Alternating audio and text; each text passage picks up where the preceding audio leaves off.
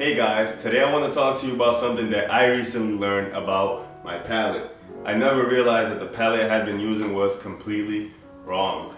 I have this system where I use a piece of glass as my palette. This is where I mix my paints, and underneath the glass I have this sheet of paper. And the cool thing is that you can color the sheet of paper any color you want, and as you can tell now it is gray, and that kind of transforms my palette. But for the longest time I had been using a white sheet of paper, which means that I had been using a white palette. And you might be wondering why exactly this would be an issue, right? Well, if you're mixing your lighter colors, then it's not a problem at all. You're probably just fine. But if you're mixing your darker tones, it becomes extremely difficult to distinguish between the dark tones, the dark values, the darker paints that you mix.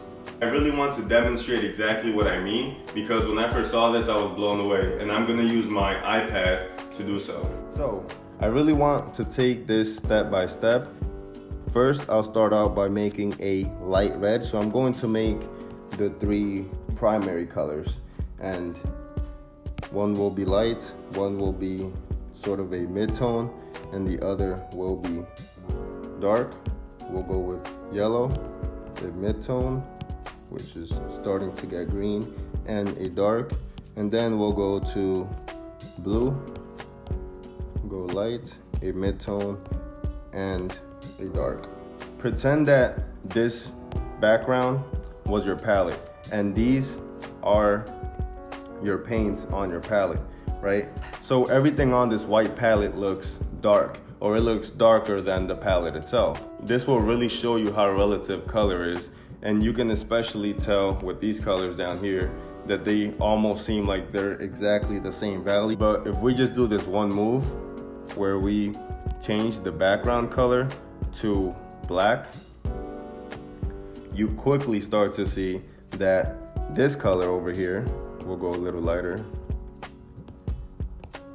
this color over here looks so much lighter, and so does this color. So this color no longer becomes a dark, it becomes a light next to this black background, and these colors immediately start to pop up.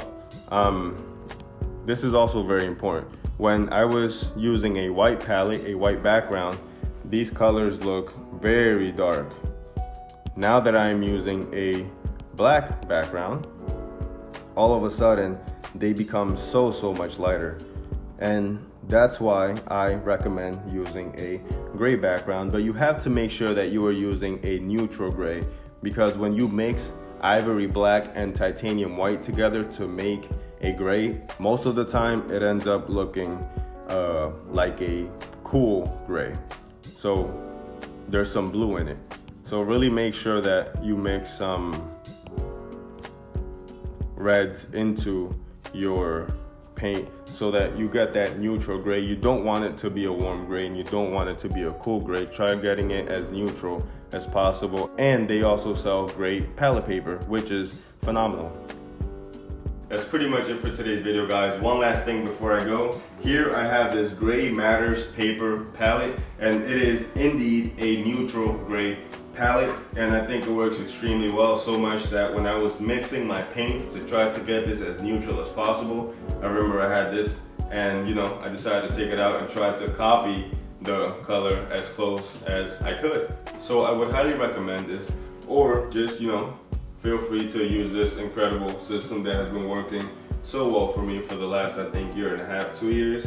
And that's just a piece of glass with a paper underneath, and you can just paint the paper to this neutral gray.